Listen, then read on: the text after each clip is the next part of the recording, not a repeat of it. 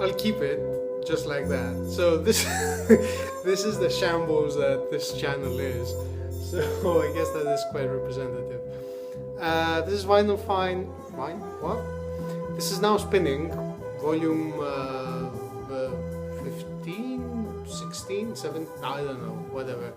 It's now spinning, which means it's stuff that I've been playing lately, and I'm sharing it with you. And although these are not the most successful videos that I do, I think that it's probably the best type of video that you can watch in the vinyl community.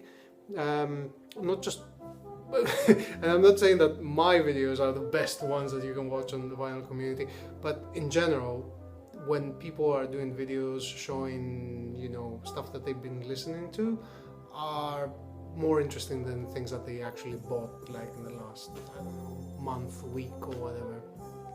Mainly because it's, you know, they pick the best stuff out of their collection really to listen to, and the things that they either haven't listened to in years, so they might have shown, you know, as a purchase like years ago, but, you know, people forget. And you might have missed out on something that might be interesting. Anyway, having said all that, I will start with what's playing in the background. So this is not something that I haven't shown in ages. It's like a couple of videos ago I've shown this. It's Piero Miliani and La Ragazza Fioristrada. Fioristrada.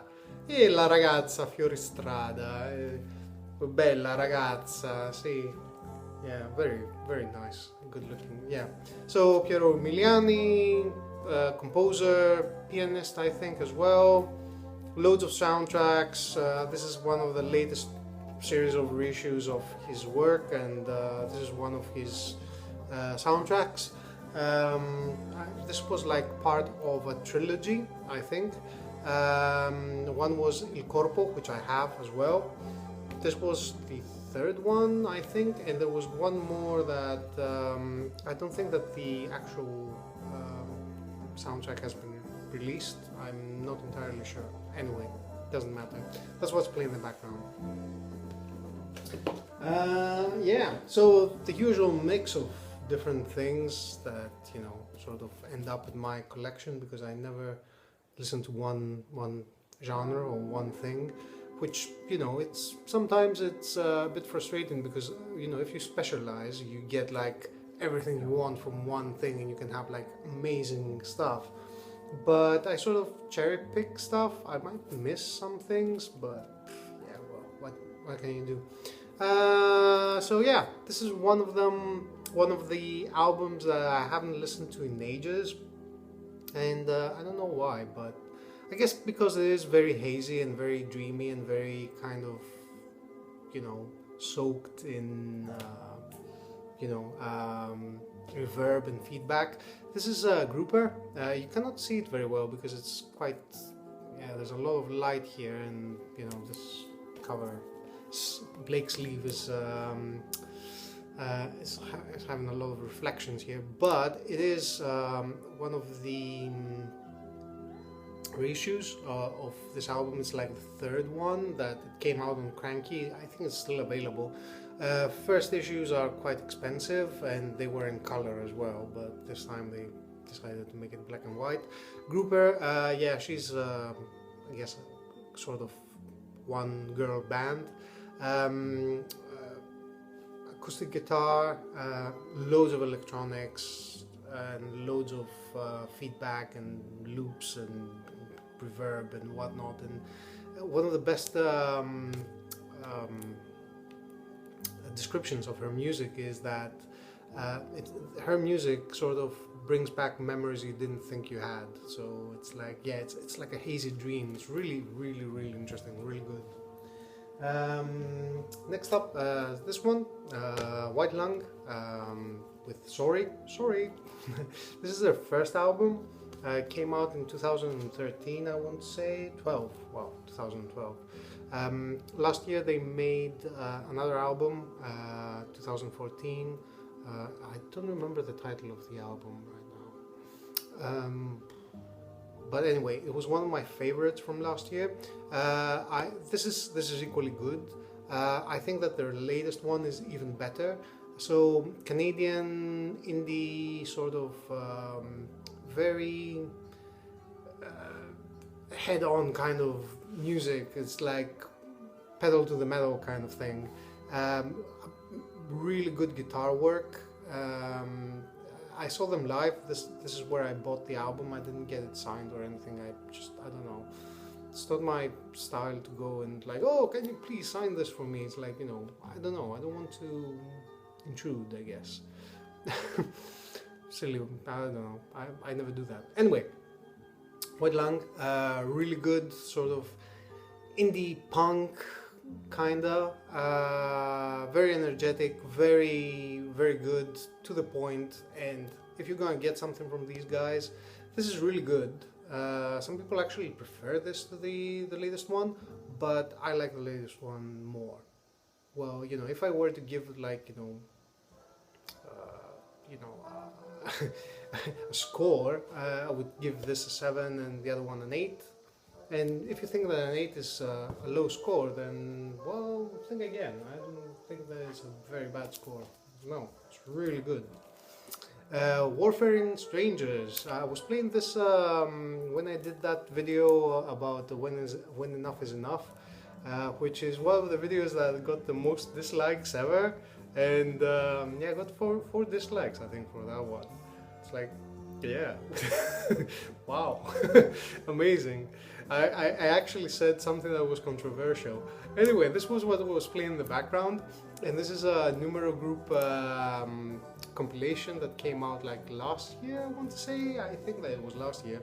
And it's basically compiling private press proto-metal bands that you never heard of. The only one that I've heard of is these guys, Medusa, and the only reason I know about them is because Numero Group actually reissued the album, and that is the only reason I know them. No filler, all killer. Obviously, if you have a taste for hard rock, proto-metal kind of thing, if you have an aversion to this kind of thing, then yeah, probably avoid. But, you know, if you are like me and you have like a teenage metalhead living in your head, then probably going to enjoy this a lot. This is an album that was a recommendation from Big Star 1000. I guess that he sort of got into these guys because they're Australian. This is Eddie Current Suppression Ring, and what's this? Oh yeah, Primary Colors. This is a blue version. There's a black version and there's a red version as well. I don't know, I got the blue one. You know, I ordered it online from Amazon, so you know, it was like, it was a red image. I got a blue one. Music is the same. Yeah, so really interesting because this is garagey kind of rock, garagey rock basically, or garage rock. Let's just say that. And it's not the kind of music that I would expect, you know, Big Star to listen to, but he does. Every now and again, he really surprises me. And this is really good. Highly recommended. Really good stuff. Their second album has one of the best breakup songs ever. I want to get it just for that. Here's an album that I bought many, not that many. I bought it many years ago anyway. It's one of the first ones that I showed and I sort of championed, and nobody gave a shit. But it's alright, it's fine, you know, people eventually got to it. It's Kozasui, and this is Summer Sessions Volume 1 to 3. I think I got it back in 2013 or something like that. And this compiles the Summer Sessions EPs 1 to 3. This is like the third reissue of this. Initially it came out as a box, it sold out, and they reissued it and like sold out again, and then it was like I think that it was like gatefold sleeve for the second reissue. I'm not sure, not entirely sure. Anyway, they got bored last time and they like just put 3 records in one sleeve and that's it. Music is brilliant. It's psychedelic, sort of post-rockish kind of thing. So you know, you get all those crescendos, and like, you know, it's really very free and very sort of jammy kind of music, and loads of guitar solos. So you know, if that's your kind of thing, then you know, you should go for this one. And pretty much anything that Kozasui have done. I mean, if you can find it on vinyl, because it's, some of it is not easy to find these days. Last time I was showing the Lamonte Young record, and here's you know, something from that sort of Fluxus kind of area of music. It's Kusogi Kusogi Takehisha Kusogi and Catch Wave.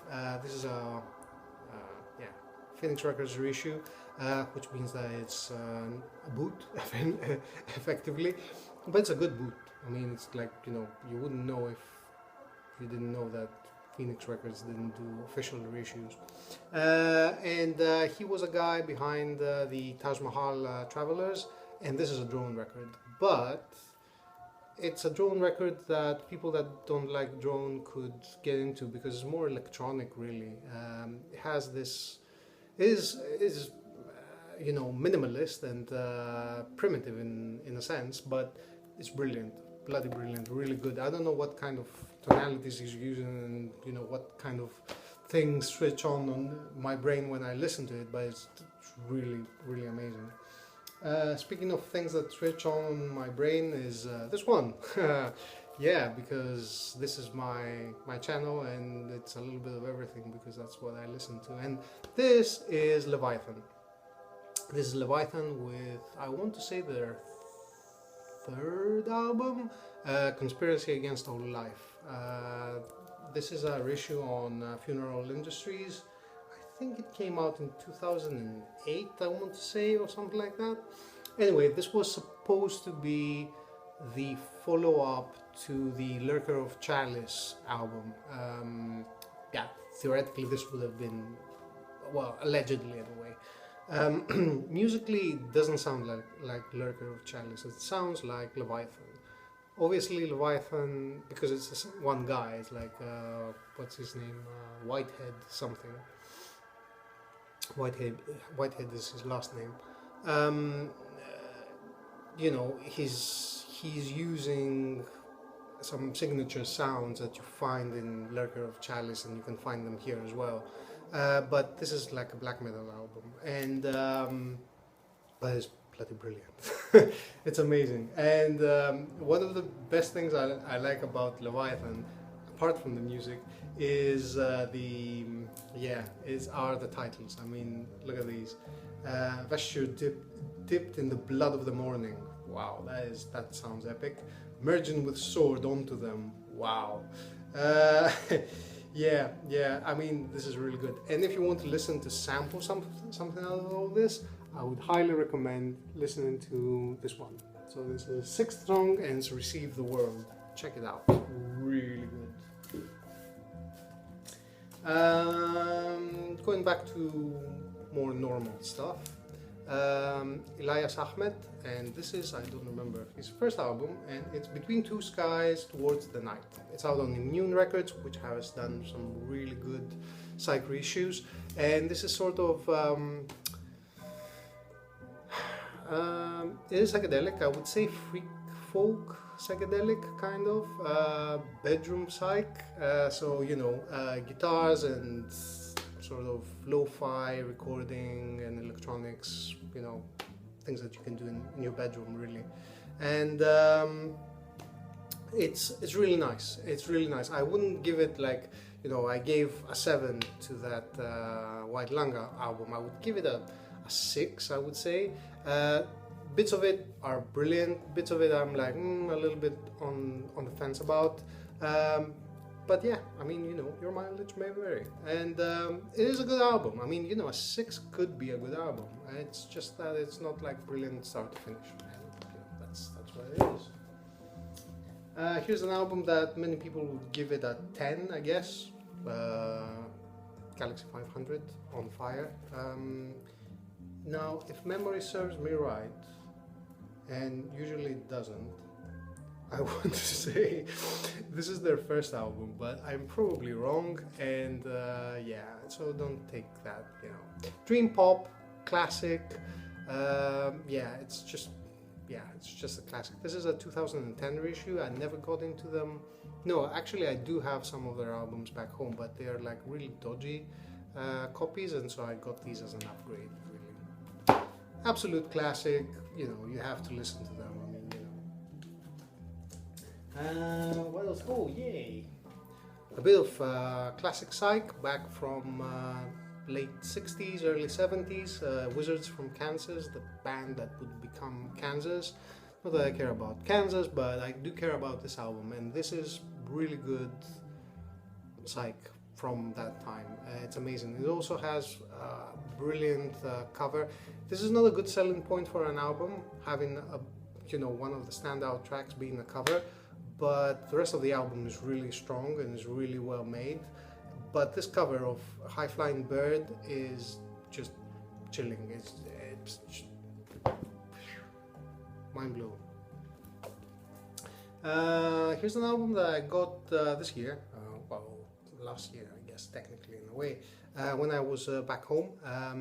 It's Christmas, called Christmas, and actually I will leave it outside because this one is finishing now, and I will put this one on. A Canadian band, I think this is the first one. They did like another 2 albums, originally a private press. This is a boot, nice boot at that. I mean, you know, it has like a tip-on jackets and all that, but it is a boot. And if you see it for cheap, get it. And why I'm saying if you see it for cheap, get it, is because it's getting a proper issue from Lion Records. So yeah, if you want to wait, you can get it as an original kind of reissue, or you can get the boot. So it's a brilliant album, really good, and you will hear it shortly, and you can make up your own mind. Here's an album that I got for very cheap. And well, it wasn't a blind buy, it was like semi-blind because I knew the band. This is an album by a certain ratio, and this is live in Groningen, Holland, 1980. Yeah. So this is a live album, and usually live albums from bands that you don't know are a bit of a shot in the dark. It can go either way, but this went the right way. So they are a post-punk band, if you haven't heard of them. They were from Manchester, and they are sort of lumped into that scene at the time, along with Joy Division and whatnot. Their sound is dancier, so it is more of a no wave kind of thing, but British. So yeah, so danceable grooves, but in a darker kind of setting. And this is the kind of music that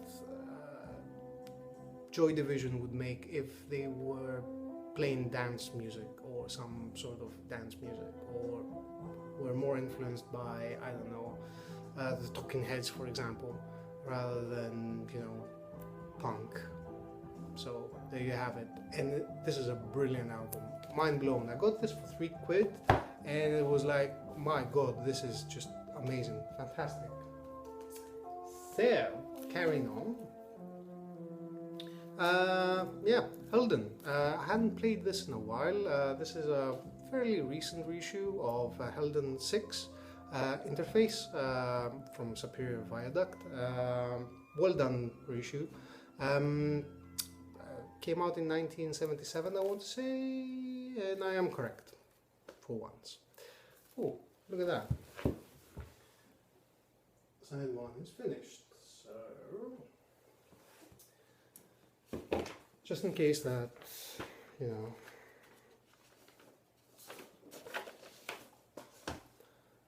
know, Christmas.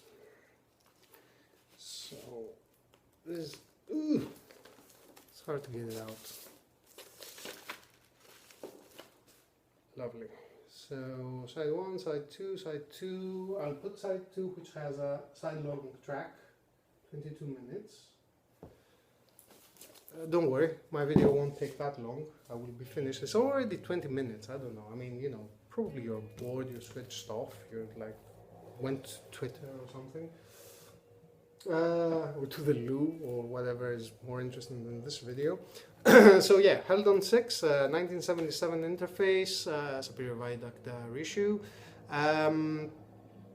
This is a record that would get a 6, I think. Side 1 is brilliant, electronics, guitar, you know, Richard Pinas, or I don't know how it's probably pronounced. It's probably pronounced like that, I don't know. I mean, Fred will be face palming himself if he's watching this video very hard right now. But yes, so yeah, kraut, sort of French krautrock, guitar, electronics. Side 1 is brilliant, side 2 is a little bit of like, come on guys, you know, what are you doing here?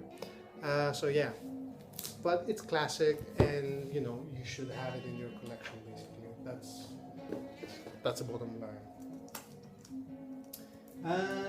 What else is interesting here and I can actually say a few things about? Because I have stuff that, you know, I don't know if I have something specific to say. Oh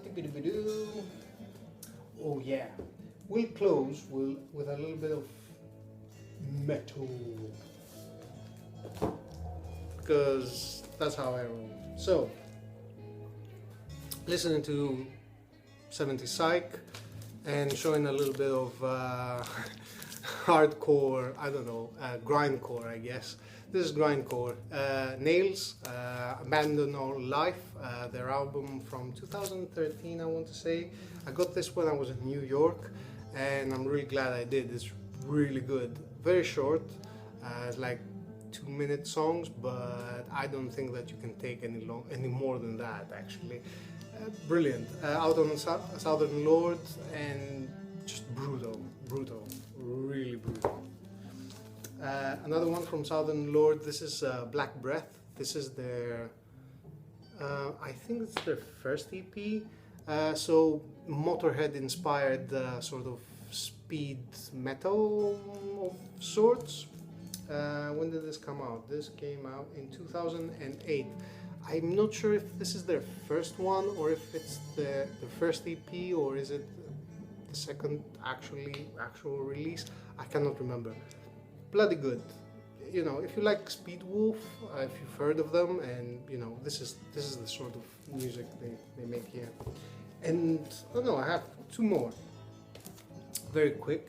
Noisem, yeah, Agony Defined, death metal, really fast, really furious, just really good.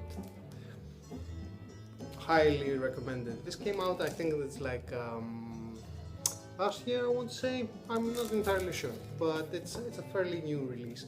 And this is something that I had when I was a teenager. I sold and I bought a reissue of, because, you know, originals are a little bit on the expensive side. Dayside, yeah, with self-titled album and absolute classic. 1989, 1990s. This came in the 90s. Yeah, 1990. So Tampa, Florida. It was like the mecca of death metal back then, and this was one of the albums that, you know, sort of defined that time. Randy Burns, I think, did it. Oh, Scott Burns. Sorry. So yeah, it was Roadrunner, Scott Burns, Tampa, Florida. Just, you know, the holy, unholy trinity of black metal, really. And yeah, this delivers. This is brilliant. They are taking the piss. I was thinking that they were like really for real, like real Satanists and whatnot, but now that I'm older, I know that they're just taking the piss. I mean, you know, I mean, they have a song, Dead by Dawn, which is like, you know, from that movie. Can't remember. I think it's never mind. Anyway, it's 24 minutes. It's gone for way too long, longer than I thought that it would take. And yeah, it's the end of the video, which means that you can, you know, do what you have to. That is, you can like the video if you liked it, dislike it if you disliked it, although you could have done that like ages ago by now. Leave a comment if you want to, and you know, if this is the kind of thing that you want to be doing, you know, seeing me showing some music, sometimes new, sometimes old, you can subscribe or unsubscribe if you think that this is utter rubbish. So with that, I say bye for now, and I don't know whether I'm going to be doing any more new Vinyl Finds videos, because just last few words, I will be moving again, and yeah, so that means I will be packing up things and records and whatnot, and yeah, so yeah, until I actually do that, probably I'll do another one, just another now spinning one, and yeah, I'll be around anyway. You will see me in comments, I guess. Take care.